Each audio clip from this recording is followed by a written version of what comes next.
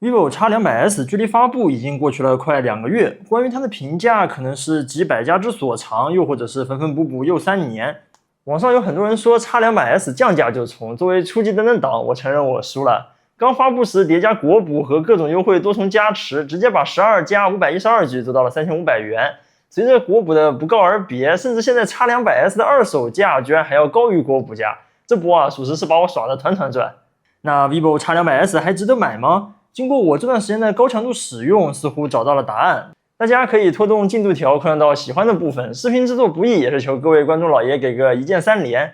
哇哦，一个手机主体，好像大家好像没有任何一个博主可以完整的把整一条撕下来，我也不可以。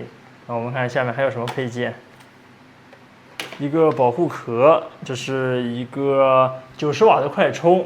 硅胶的保护壳啊，这点我觉得 vivo 做的还是挺好的，它并没有给我配一个清水壳，而且这个壳的颜色跟我手机是同一个颜色，大家仔细看一下，是不是没有什么特别明显的色差？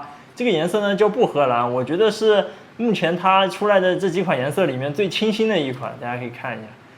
作为 X200 的迭代，你能在它的身上发现很多200系列的影子，最明显的就是这个 X200 Ultra 同款镜头模组，还有 X200 一致的影像。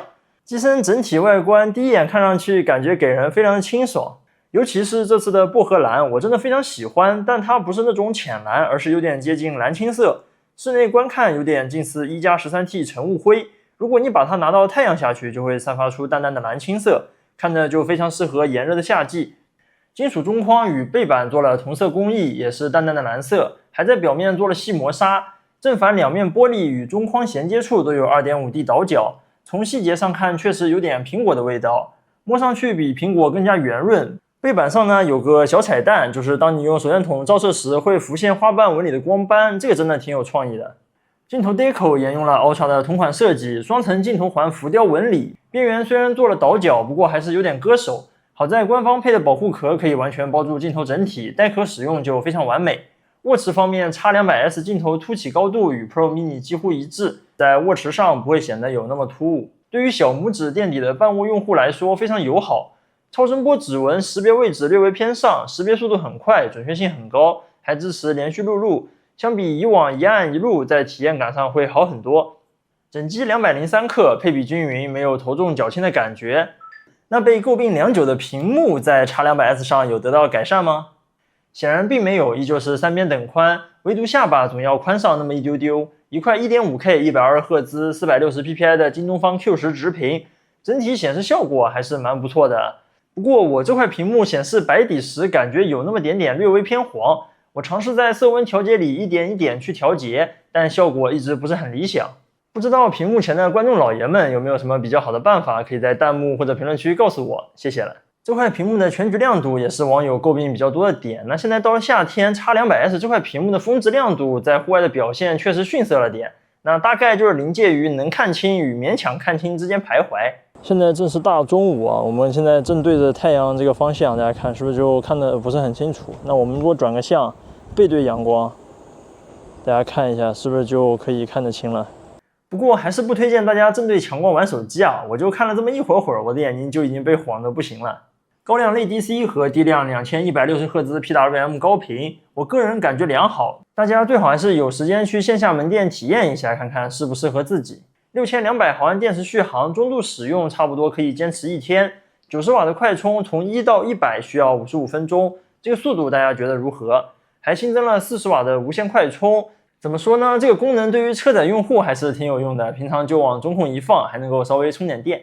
性能方面，搭载了天玑9400的牙膏增强版，天玑9400加，安兔兔跑分213万分，日常使用的发热和能耗比控制的比较不错。来看游戏表现，英雄联盟手游完全绰绰有余，平均帧数119，基本上就是一条直线。星穹铁道黄金时刻30分钟超高画质跑图，起初帧数可以稳58帧，随着时间推移，机身逐渐发热，最终在5分钟后出现锁45帧的情况。而且大量热量都顺着金属中框发散，所以在握持上有些许烫手。高温锁屏降帧在夏天再常见不过，所以我入手了飞智 B8X 磁吸散热器，不管你是苹果还是安卓都可以直接使用。产品自带一张影磁片，可以贴在手机上，或者无损垫在手机壳内。这是市面上唯一一款吸风的手机散热器，拥有比传统散热器更强的性能和更好的体验，直接杜绝了热风吹手、鳍片烫手的可能性，想怎么握就怎么握。结冰这种机操不在话下，还可以根据手机不同温度自动变频，能够有效防止温度过低产生的冷凝水。新的风道也带来了更低的噪音，完全不影响游戏开麦、日常录制。圆形机身小巧便携，还有适配 App 内可以自定义 RGB 灯效和散热模式，甚至是超频、定时关机等功能，充电的时候也能用。这么好用的手机散热器还有 EVA 联名款，喜欢的兄弟们千万不要错过。来看实战表现，星穹铁道黄金时刻跑图稳定 57.5 帧，期间手机性能释放稳定，没有明显帧数波动。这代在影像上的升级只停留在了软件层面，5000万的 IMX921 主摄，3000的近1超广，与 Pro Mini 同款的 LYT600 潜望式长焦。据我所知 ，LYT600 似乎与 X200 上的 MX882 应该是同一颗传感器，摇晃起来的快板声也微乎其微。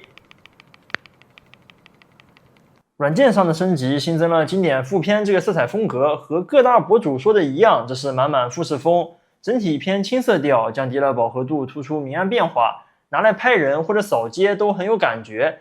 录像最高支持 4K 60P， 默认防抖做得不错，就算不开启额外增稳，也不会出现特别明显的抖动。长焦还支持15厘米的长焦微距，在10倍内成像能力不错。虽然说还没细到鼠毛程度，但是在光线充足的情况下，整体画面是很清晰的。在网上的话 ，AI 算法加工的痕迹就会比较重了。